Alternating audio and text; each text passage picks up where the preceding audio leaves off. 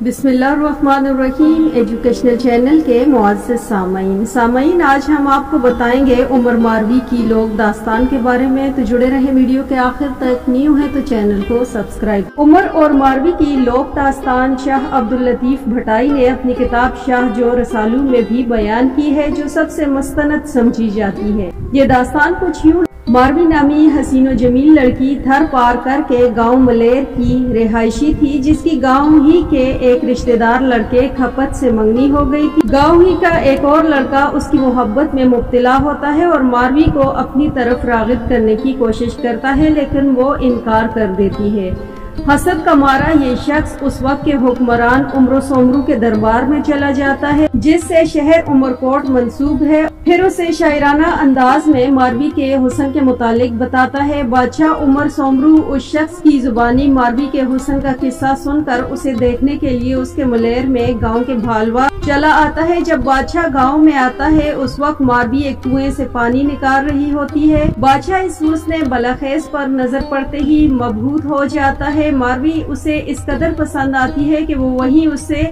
शादी की पेशकश करता है, लेकिन वो उसे भी इनकार कर देती है। बादशाह उसे हीरे जवाहरात और शाही जिंदगी का लालच देता है, मगर फिर भी वो नहीं मानती। इस पर वो उसे पकड़ लेता है और साथ उमरकोट ले जाकर महल में कैद कर देता है। मारवी जो सहरा के रेतीले टेलों और खुले नीलगो आसमानों की आदी थी, इस मुकीद जिंदगी पर दिन रात ज़ारो कतार रोती रही। हर रोज बादशाह उसके पास आता और उसे शादी पर रज़ामंद करने की कोशिश करता, ताहम वो मुसलसल इनकार करती रहती। बलाखिर घर की याद मारवी को इस कदर तकलीफ में मुब्तला कर देती है कि वो खाना पीना छोड़ देती है और शदीद बीमार पड़ जाती है।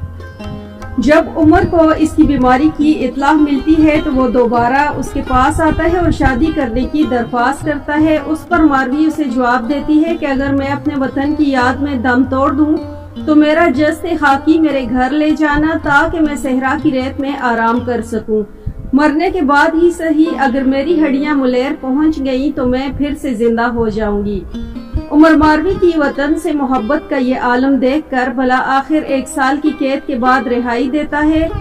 इसके आदमी मारवी को इज्जत और तकरीम के साथ उसके गांव ले जाते हैं। बादशाह के आदमी गांव वालों को ये पैगाम भी देते हैं कि मारवी को जिस हालत में ले जाया गया था, ये इसी हालत में वापस आई है। लेकिन इस पैगाम के बावजूद जब मारवी अपने गांव पहुंचती है तो गांव के अमायदीन इसकी पाकदामनी पर शक करते हैं, लेकिन इसका मंगेतर खपत उसे वापस ले जाता है और उनकी शादी की तैयारी शुरू हो जाती है। शादी की रात जब वो उजले उर्सी में अपने शोहर का इंतजार कर रही होती है, वो सोच रही होती है कि अगर इसके शोहर ने इसकी पाकदामनी के मुतालिक सवाल किया तो वो क्या जवाब देगी।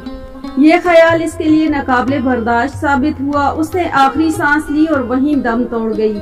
यहाँ मारवी की कहानी तो खत्म हो गई, लेकिन इसका नाम आज भी जिंदा है और इसका नाम अमर होने का हवाला इसकी उम्र से मोहब्बत नहीं बल्कि वतन से लाजवाल मोहब्बत है। इससे आज भी सिंधी तारीख की सबसे बहादुर खातून करार दिया जाता है।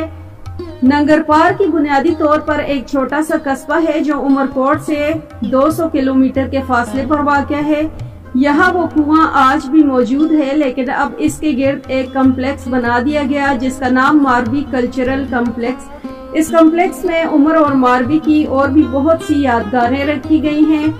इनमें मारवी और इसकी सहेलियों और बादशाह उमरो सोमरू के मुजस्मे शामिल हैं। यहाँ मारवी की चूड़ियाँ, मलबूसात और दीगर इसकी इस्तेमाल की हुई चीजें भी शीशे के फ्रेमों में रखी गई हैं।